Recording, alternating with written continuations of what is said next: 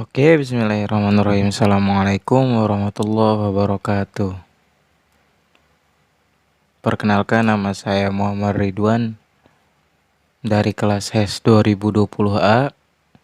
Di sini saya akan mempresentasikan tentang adopsi teknologi.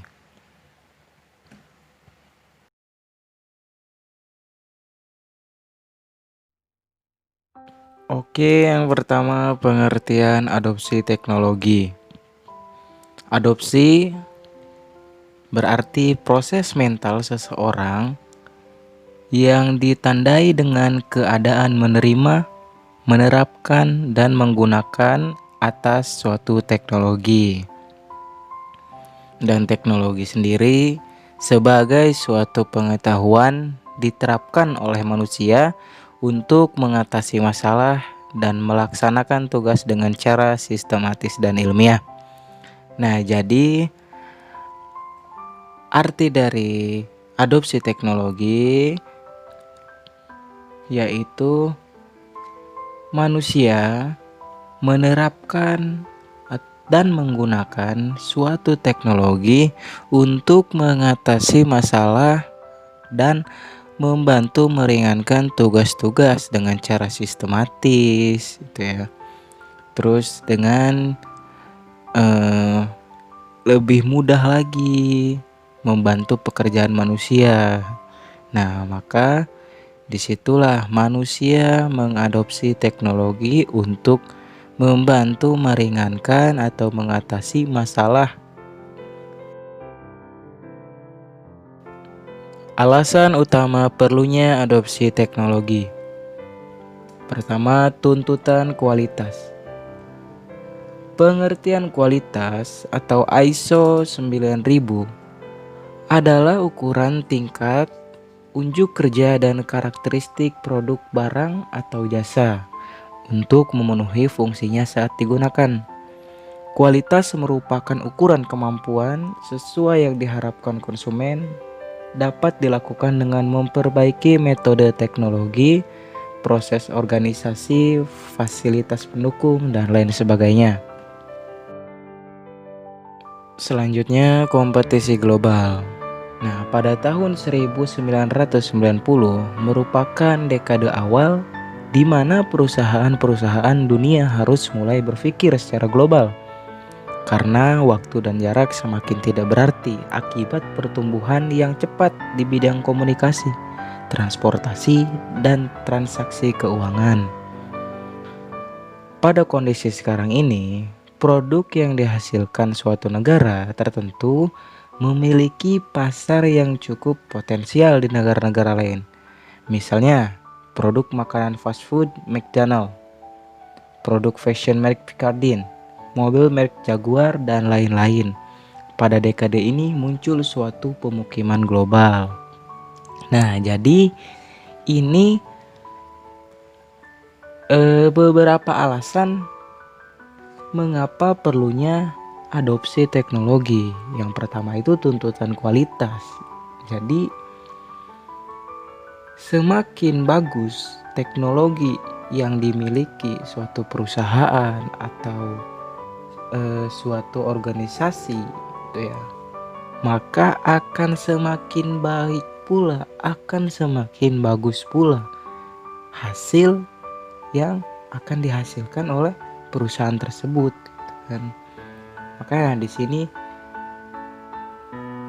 adanya tuntutan kualitas, yaitu semakin bagus teknologi berarti semakin bagus kualitasnya. Nah, agar semakin bagus kualitas, maka dibutuhkan namanya teknologi yang canggih, teknologi yang bagus. Nah, seperti itu.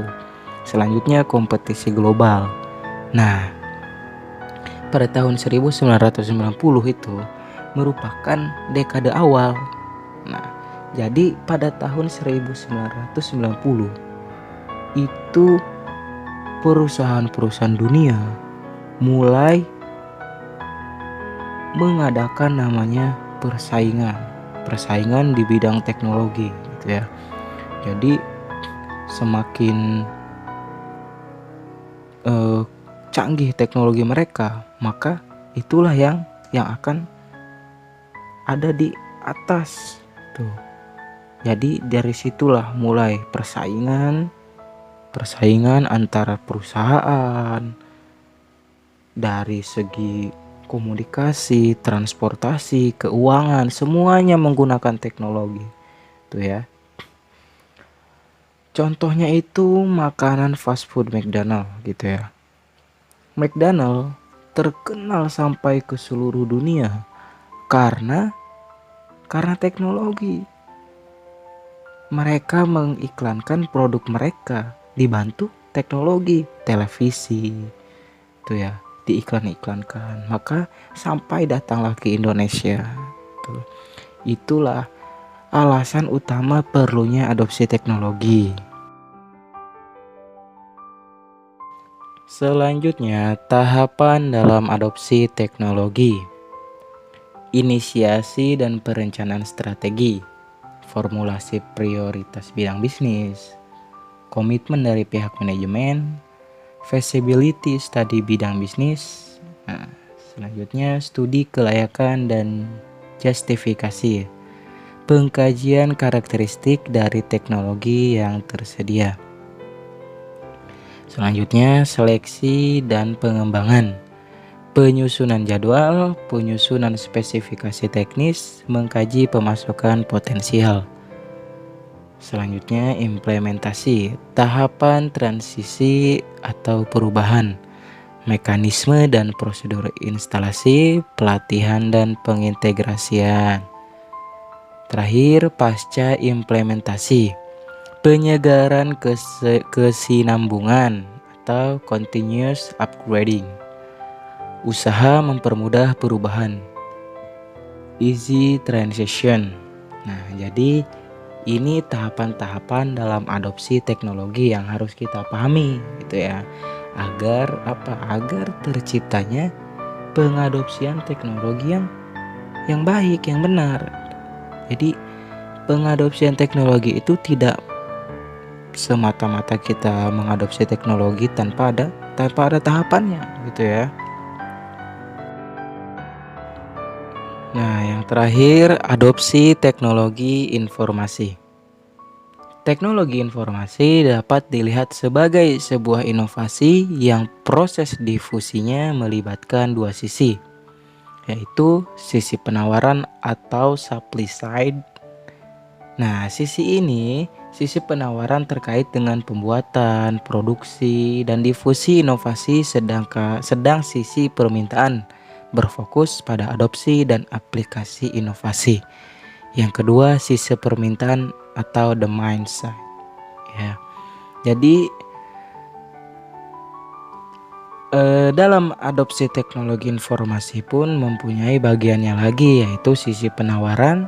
Nah, dan sisi permintaan, berarti sisi penawaran itu apa?